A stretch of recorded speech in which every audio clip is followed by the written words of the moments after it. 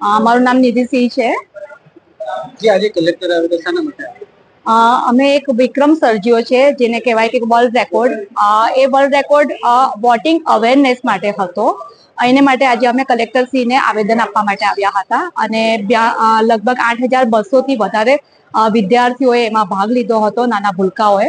અને એક સમયે એક સાથે વોટિંગ અવેરનેસ નો પ્રોગ્રામ માટે જે વિક્રમ સર્જાયો છે એની શુભકામનાઓ પાઠવવા માટે અમે અહીંયા ભેગા થયા છીએ. આ પ્રોગ્રામ કઈ જગ્યાએ કર્યો હતો અને આનો વિચાર કેવો હતો?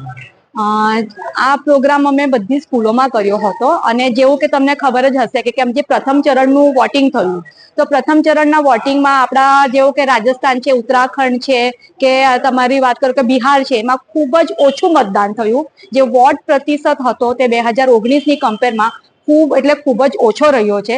તો એની માટે અમને એવું વિચાર્યું કે એઝ અ લોકશાહી દેશની એક ડેફિનેશન પકડી આપણે તો કહેવાય કે લોકો માટે, લોકો દ્વારા અને લોકોથી થતું રાજ્ય. તો લોકશાહી દેશમાં વોટ એ આપણો અધિકાર છે. પણ શું થયું કે આટલું ઓછું પ્રતિશત વોટિંગ માટે લોકોને અવેર કરવા, જાગૃત કરવા ખૂબ જ જરૂરી હતા. એને માટે અમે બધા ભેગા થયા, એક નક્કી કર્યું અને શ્રીમાન રાજેશ મહેશ્વરીજીએ એક પ્રસ્તાવના રજૂ કરી કે આપણે આ રીતના પ્રોગ્રામ કરીએ.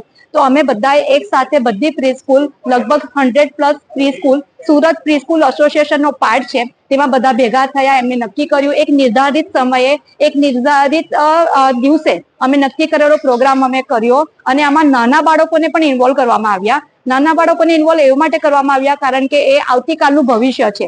ઉજળું ભારતનું ભવિષ્ય બનાવવું હોય તો નાના બાળકોના મૂળમાં એ શિક્ષણ અને ઘડતર આપીએ કે વોટિંગ કરવો એ તમારો અધિકાર છે, એ તમારી સમજદારી છે. તમારી સમજદારીથી, તમારા શિક્ષણથી તમે તમારા અધિકારથી વોટિંગને કરો.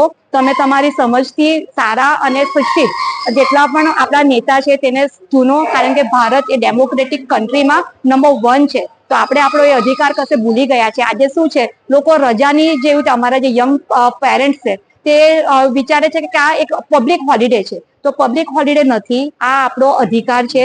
બધા જ વ્યક્તિએ મતદાન કેન્દ્ર સુધી જવાનું છે, ત્યાં મત આપવાનો છે અને એ મત આપવો જ રહ્યો.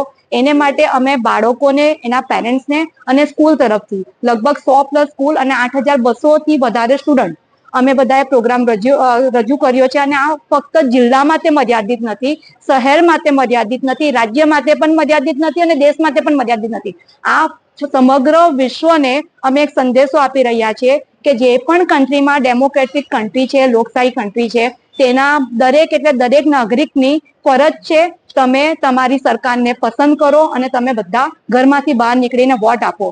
એ માટે અમારો આ પ્રોગ્રામ હતો.